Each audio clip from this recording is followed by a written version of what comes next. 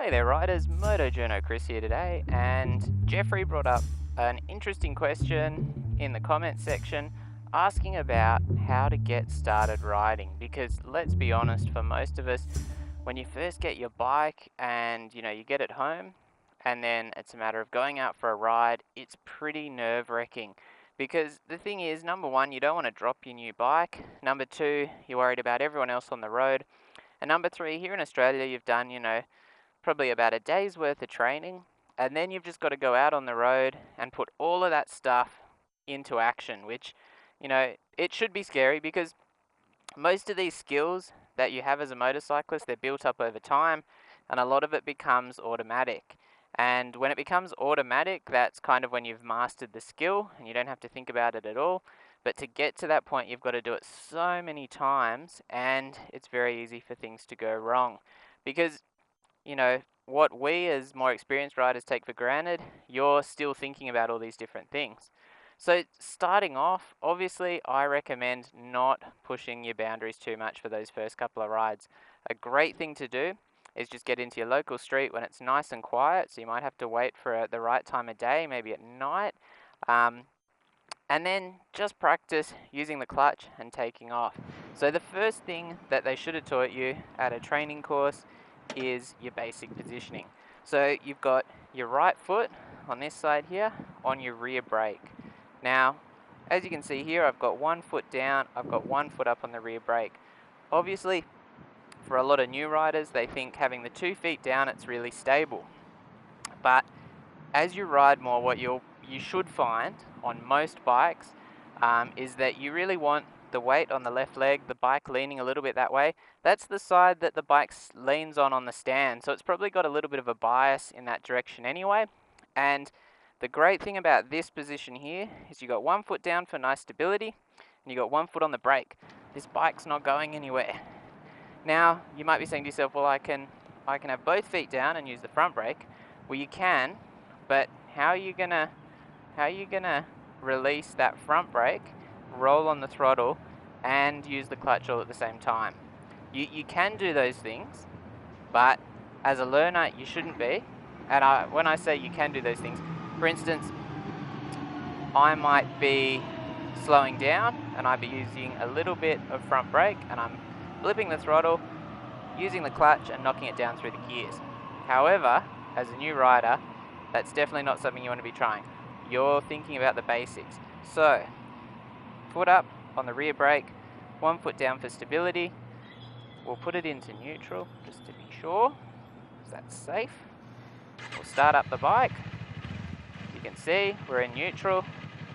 So, always safest to start it in neutral because, for instance, when you're still learning and you're still figuring out how everything works, you don't want to start it in gear and think you're alright and then panic a little bit and drop the clutch. I can do that and there's no problems. If you do that and you're in gear, you can have issues. So obviously I put my right foot down, I put it into gear, right foot back up, and I've got my brake engaged. I got the clutch all the way in here because I'm in gear, and I got my throttle.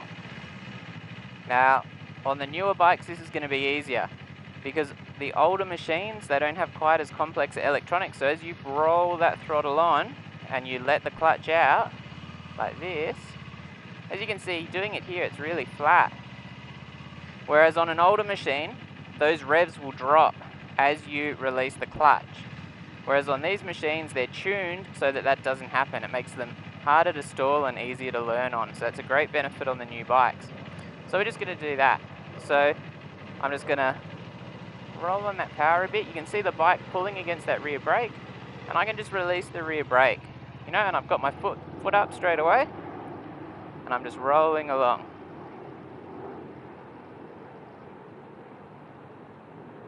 Now, obviously, doing a U-turn is a little bit scary. If you're not comfortable doing that, you can do this. You can do like a 3-point turn kind of thing. You've got room, and then you just roll it back with your feet.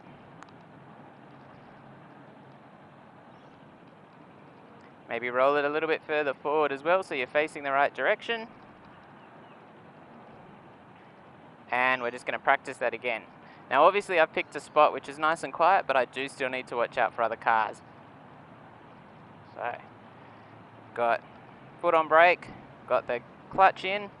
I'm just gonna roll on that throttle a little bit and release the clutch a little bit until it starts pulling. It's pulling, and I'm slowly releasing the brake, and I can just roll along.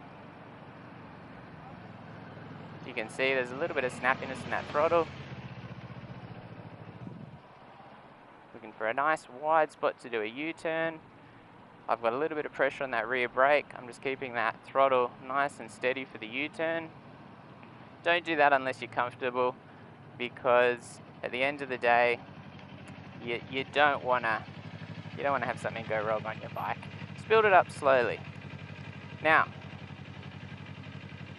we've done that. What I should have mentioned and what I've been doing is braking. So rolling on the throttle and releasing the clutch at the same time, and then slowly releasing that foot. You're doing 3 things at once, essentially. 3 things that I'm thinking about, but for a new rider, you're also worried about balance. You're also worried about what's going on around you. That's why I've picked a really quiet spot to do this, so it's nice and easy. But when you get down to that other car, what are you doing? You're having to stop because you want to turn around. So we'll go along again. Just got a little bit of throttle. You can see it's only really up at about 2,000 RPM, and it only is idling at 1,500 anyway. So I'm rolling on that throttle up, releasing the clutch, and releasing that rear brake at the same time. I'm just cruising along. So I'm pulling the clutch back in, and I'm just using that rear brake, the throttle's off, and a bit of front brake.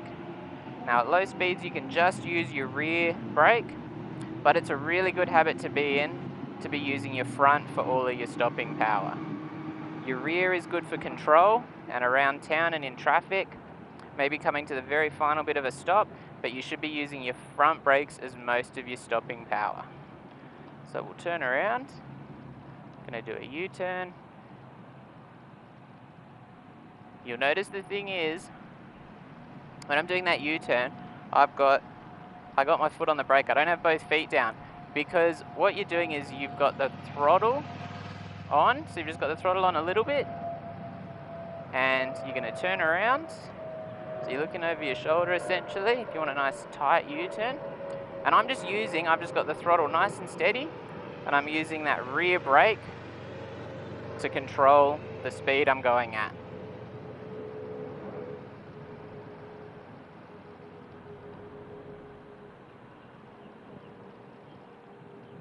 Alright, so front brake, clutch in, rear brake, foot down, we come to a stop.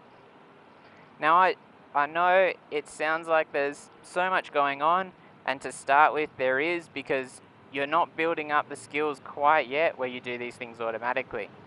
So putting your foot down is going to come really, really automatically, because obviously you're going to fall over otherwise. But still something to think about. You do hear about the occasional people who have like an emergency stop, and then they forgot to put their foot down because they're just so happy that they stopped. You don't want to do that, but at least you didn't run into something. So we're just going to head off again.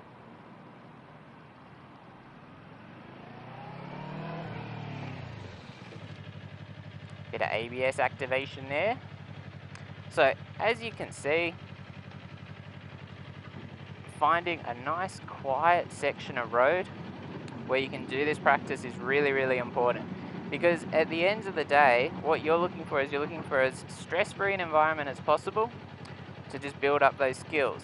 And when you go out for your first maybe 5 or 10 rides, you might want to go up and down your street a couple of times just to make sure that you're feeling comfortable with the clutch, with the accelerator, with setting off from a stop, because the most stressful thing for a new rider is the idea of stalling the bike, particularly if you're at a set of lights.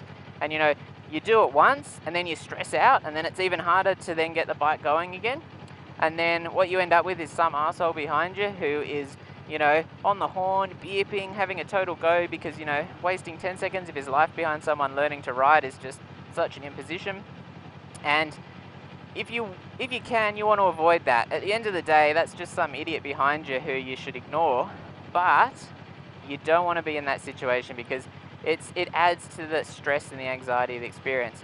And I know I get really bad anxiety, so for me, trying to avoid the anxiety in the first place is a big part of it. But you also have to have a little bit of a little bit of an adventure. You've got to get out there. You've got to have a little bit of courage and do something that's a bit outside of your comfort zone. And in doing that, you will improve, and you'll get better at it, and you'll be more comfortable doing it, and you can just keep expanding those horizons. It's really, really important. It's a great part of motorcycling. Anyway, this is Motojourno Chris. Just been going over some of the basics of riding. Like I said, really important, find somewhere safe, not very busy to do this kind of thing. You can do this in a back street, but you need to be really careful for cars. I've chosen a car park because there's not much traffic, not many vehicles, basically no pedestrians, and I can see everyone comes in down one end and leaves out the other, so it's very easy to watch for other cars. And of course, because I'm going both up and down, even though it's technically one way, I'm being super careful not to get in anyone's way.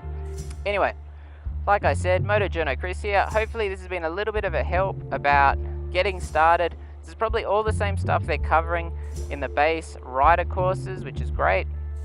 If there's something I've said that they've said differently, do what the professional trainers say because they know what they're talking about. And stay safe out there and have a great day.